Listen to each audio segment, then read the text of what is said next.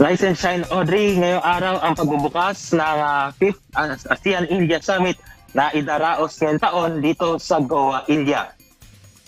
Nasa 100 delegado mula sa iba't ibang bansa sa ASEAN at India ang magsasama-sama para sa kooperasyon at kolaborasyon ng mga kabataan.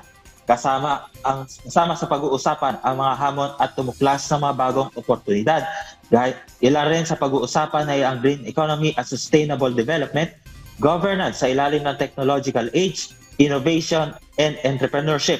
Ngayong taon, ang tema ng summit ay Connecting the Youth, Shaping Our Future. Magkakaroon rin ng keynote lectures na pangungunahan naman ng ilang opisyal ng Indian government, ilang embahador mula sa ASEAN member states at mga eksperto.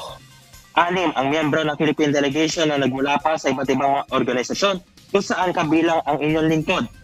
Audrey, mamayang tanghali ay oras dyan sa Pilipinas ay sisimulan ang inaugural session ng 5th ASEAN-India Youth Summit na pangungunahan ni Goa Chief Minister Pramod Sawant at Indian Minister for External Affairs Pavitra Margarita.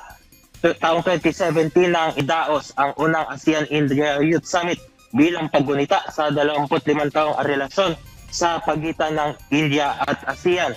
Noong 2023 naman ang idaos ang pinakahuling ASEAN-India Youth Summit na ginanap sa Hyderabad. Isasagawa itong 5th ASEAN-India Youth Summit simula ngayong araw at magtatagal yan hanggang August 31. Kasama ang Philippine delegation, yan muna ang update mula rito sa Goa, India. Balik siya, Audrey. Maraming salamat, Gav Villegas.